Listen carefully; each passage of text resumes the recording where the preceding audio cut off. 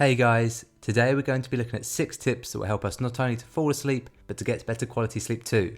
I've been listening to and reading loads and loads of Dr. Matthew Walker recently. If you've not heard of him, Dr. Walker is an English scientist who was previously a professor of psychiatry at Harvard Medical School and is currently a professor of neuroscience and psychology at the University of California. Both of these are of course very prestigious educational institutions, and the knowledge that this man has to share is in my opinion life-changing. So let's jump into the video. Tip number 1, regularity. We sleep best when our sleep schedule is regular and consistent, meaning that we go to bed at the same time every day and we wake up at the same time every day. And this includes weekends too. It's tempting to think that you can sleep poorly during the week and simply catch up on sleep at the weekends, but this is far from optimal. Let's say you wake up early for work during the week. By sleeping at the weekends, you're disrupting the regularity of your sleeping behaviour, and this has a negative knock-on effect on the quality of your sleep. So, set yourself a structure for what time you'll go to bed and for what time you wake up in the mornings, and try to stick to this on the weekends too.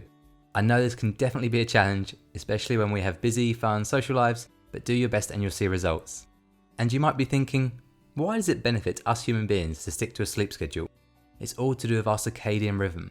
Wikipedia defines our circadian rhythm as a natural internal process that regulates the sleep-wake cycle and repeats roughly every 24 hours. You can think of this as us humans having a master 24-hour clock in our brains. Clocks work best when they're regular and consistent, otherwise you probably wouldn't know what the time is, and our brain also works best when we sleep with regularity and consistency. Personally, I use my iPhone to help me with this, and hopefully you can do this on other phones too. On the default clock app, there is a bedtime section where you can select what time you want to be reminded to go to bed and what time you want your alarm to go off in the morning, and you can select which days of the week that you like this to set for too. So, let's follow Dr. Walker's advice and build a solid sleep schedule. Tip number 2, embrace the darkness. This tip sounds quite menacing, but unlike in Star Wars, we aren't embracing the dark side. Instead, we're recognizing that light plays a huge role in our sleeping behavior, so it's good to use this knowledge to our advantage. As human beings and many other animals evolved, our bodies learnt to release the hormone melatonin when the light levels in our environment were reducing. In other words, when the sun was going down, because back in the day, this was the only source of light, right? Melatonin encourages our bodies to fall asleep, so it's a super important hormone. But as Dr. Walker explains, we are a dark, deprived society, now that we've got so many unnatural sources of light to contend with. And he's not just talking about the fact that we can use electricity to light our homes after dark, but also the fact that we're surrounded by phones, tablets, TVs, laptops, which all emit light, and this confuses our circadian rhythm. The recommended advice is to embrace the darkness by staying away from screens for 1 hour before bedtime and to reduce the amount of light in your house for this period too. So, turn off all the unnecessary lights or dim them before bed. A lot of us will have experienced this already. Have you ever been camping in nature, far away from all the city streetlights and LED screens? I went camping recently and noticed that I felt ready for bed earlier than I normally would at home, and there is scientific research that supports this too. Kenneth Wright was the director of sleep and chronobiology lab at the University of Colorado, and he sent 5 colleagues away on a 6-day camping trip to the Rocky Mountains. The campers weren't allowed to take any screens with them, and they weren't even allowed torches, so they only had sunlight, moonlight and campfires to illuminate their surroundings. The findings from this study were incredible. The campers went to bed on average 2.5 hours earlier than they normally did at home, and they slept for nearly 10 hours per night when they'd normally sleep for 7.5 hours. And if camping's really not your thing, then don't worry, because you don't need to venture into the wilderness to improve your sleep. Just reduce the amount of light that hits your eyes as you get ready to hit the sack, and you'll be on your way to a good night's sleep. Tip 3, keep it cool. Your brain and your body need to drop their core temperature by about 1 degree Celsius, or around 2 to 3 degrees Fahrenheit, in order to initiate sleep and then to stay asleep. Matthew Walker. This is why you'll always find it easier to sleep in a room that's too cold than too hot, and it's also why some people sleep semi or even fully naked. Again, if we look at the reasoning behind this, it's because of how our ancestors evolved. By studying the hunter-gatherer tribes that exist today, we have learned that our hunter-gatherer ancestors had their sleep cycle dictated by the rise and fall of the temperature in their environment. When the temperature drops in the evening/night, their bodies start to prepare for sleep. These tribes tend to go to sleep roughly 2 hours after dusk and wake up about half an hour to 1 hour before dawn. The fact that they awaken before dawn shows that it's the rise in temperature that triggers us human beings to wake, and it's not the light of the sunrise that wakes us up. So, what steps can we take to keep cool before bed? Well, weirdly enough, having a hot bath actually helps. This is because once you get out of the hot bath, your core body temperature starts to plummet, and this triggers your body to feel sleepy. You might have experienced this for yourself after having a nice warm bath. Your body becomes so relaxed that you feel like you can just fall straight to sleep. Another step that we can take is to keep our socks on in bed. Or one step better is to wear gloves too. This sounds paradoxical, but by keeping your hands and feet warm, you're encouraging your blood to move away from your core and out towards your extremities such as your hands and your feet.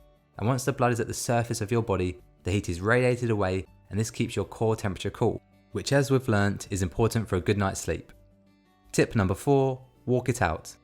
As someone that finds it hard to fall asleep, this is a great piece of advice. The general rule of thumb is that if you've not been able to sleep for about 25 minutes, or if you've woken up and have struggled to get back to sleep for about 25 minutes, then stop trying to fall asleep. Instead, get yourself out of bed and do something else, preferably something relaxing that doesn't involve a screen or much light, like reading a book or meditating. The reason for this is, as Matthew Walker points out, your brain is an incredibly associative device, and therefore your brain learns to associate your bed with wakefulness, and you have to make sure you break that association. But luckily our brains are very clever organs and they can relearn that the bed is a place for sleeping. So, only return back to bed once you're feeling sleepy, and this will reinforce your brain to associate the bed with sleep. I think this is great advice because there's nothing worse than lying in bed, trying so hard to fall asleep, but the fact that you're trying to force the situation is having the opposite effect that you intended, and you end up staying awake, working yourself up. So, relax, remove yourself from the bed, and only return to bed once you're ready to fall asleep. Tip number 5, monitor your alcohol and caffeine consumption. Some people deliberately drink alcohol to help them fall asleep, and although it might actually make you fall asleep quicker, alcohol disrupts the quality of your sleep, so it's definitely a bad idea. So the advice is stay clear of alcohol when it gets close to bedtime. And as for caffeine, as most of us know, it hardly makes you feel sleepy, right? This is because it's a stimulant. Dr. Walker recommends that you enjoy caffeine, e.g. tea and coffee, in the morning, but stay away from it in the afternoon and evening. And lastly, tip number 6, wind down routine. A lot of us think that going to sleep is like flicking a light switch, and that even after a big night partying, we can just jump into bed, fall asleep, and that the quality of our sleep will be top notch. But actually, the physiological process of falling asleep is less like flicking a light switch and more like landing a plane.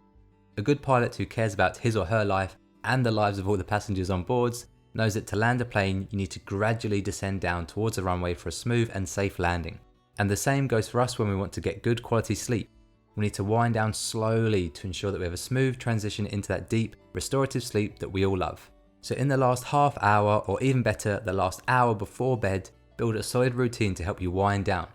A good idea is to disengage from your phone, tablet, TV, laptop, and do something relaxing that doesn't involve blue light. I mentioned a few examples earlier that personally work for me, like reading, meditation, and guitar even, but explore this for yourself and find a great routine that works for you. And that's all from me, guys. Those are 6 tips that will help you fall asleep faster and of course help you to sleep better.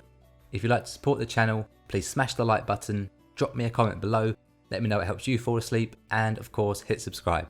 I'll pop some great links into the description box below, including a link to Matthew Walker's book, Why We Sleep, a link to the YouTube video of his appearance on Joe Rogan's podcast, and a link to Matthew Walker's TED Talk, which I can't recommend highly enough. As always, thanks for watching and I'll see you next time.